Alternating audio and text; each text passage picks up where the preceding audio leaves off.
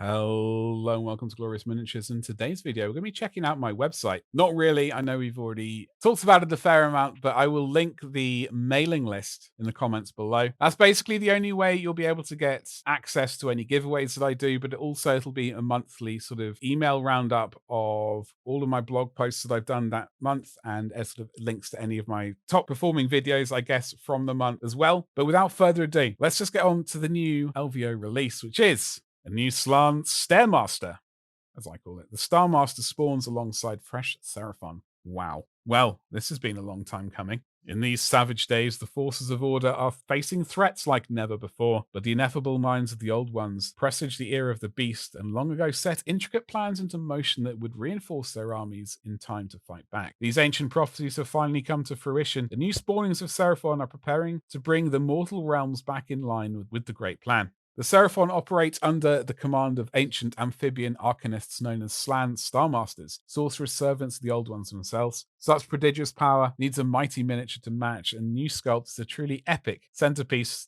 to your League of Lizards. Yeah, absolutely fantastic. For Age of Sigmar, I guess my army is Free Guild, or the Empire as I like to call them. But yeah, so I've got Order already. Seraphon they've been slightly tempting occasionally. New sculpts and things. If I was going to give in and get another Age of Sigmar army, I would be all over this. Because I know we've already had a Lord Croak come out. But look at this. We've got some very... The thing about these is we've got, how many sort of mounting points have we got attaching these to the base? We've got this vine here at the left. We've got 1, 2, 3 vines, maybe 4, attaching it. What looks to me like quite a chunk of plastic is being held up by 4 skinnier bits of plastic. Ugh, a bit concerning. However, saying that, if it does snap, then you can replace those with bits of metal and sculpt vines around it. So maybe that might be a better way of doing things. Who knows? Seated on an exquisitely carved and levitating stone throne, the new Mage Lord comes with a range of arcane artifacts, ancient accessories, and even 2 different skink attendants. So looking at the reverse side of this miniature, yeah, you can see there's like sort of 3 mounting points for this.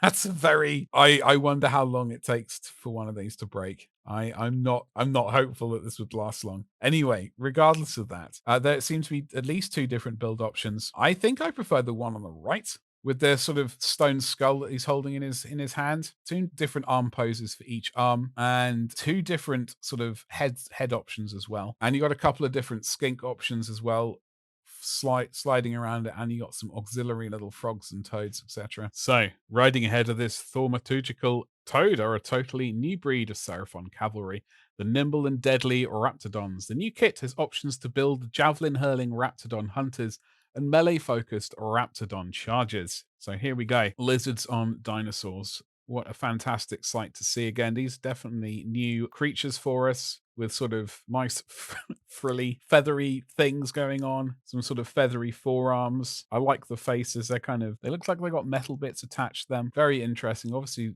starting to turn into birds. Let's have a look at them. So these ones are chucking javelins, and then we got... Maybe we'll see the melee version as well. This is obviously a sweet standard bearer with a feathery totem going on. I like this one. There is the one with the horn. Obviously, always got to deploy these ones. Oh, next one. So more javelins being thrown. This one's looking quite surprised. This dinosaur. Another one with a javelin. I like these. They're kind of fun. And we're back to the start. Okay, so that's the new fast attack mounted cavalry, whatever you want to call them, for Age of Sigmar for the Seraphon.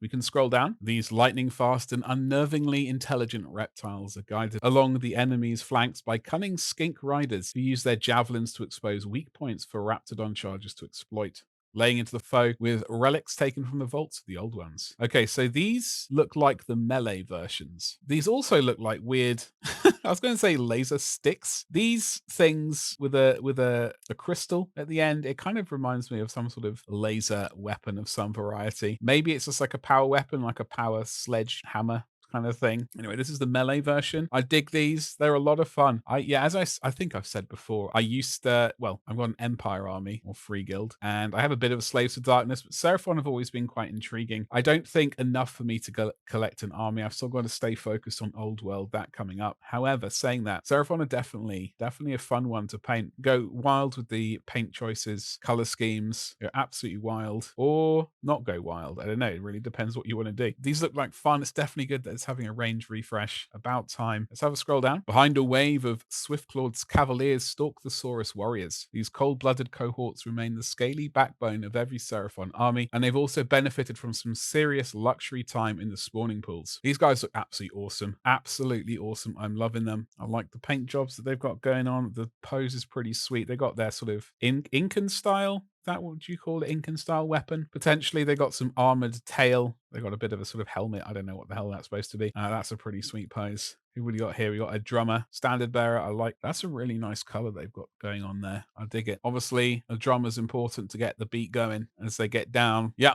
absolutely awesome things. I love it. I would be very, very happy if I was a Seraphon player. I'll be all about this stuff. Fantastic. Let's see what else we have. Almost all Seraphon come in two varieties, the Flesh and Blood Coalesced and the Phantasmal Starborn. These detail pack miniatures look amazing when painted to represent either. That green Saurus warrior also makes us feel very nostalgic. It does. I glimpsed this earlier somewhere and I saw this glow and I was absolutely very, very enamored with it. They did a cracking job on that paint.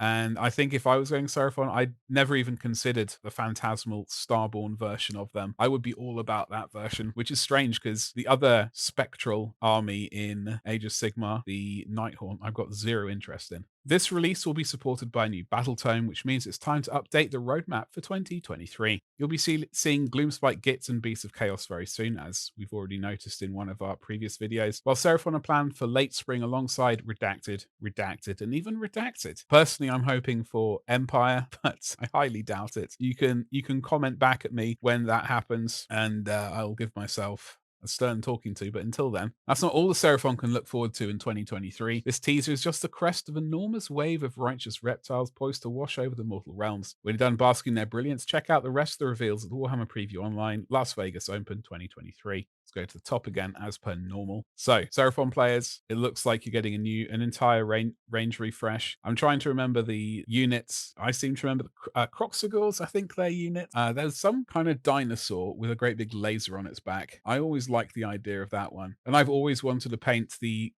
T-Rex or the Carnodon. I'm not really good with dinosaurs, even though I do like Jurassic Park.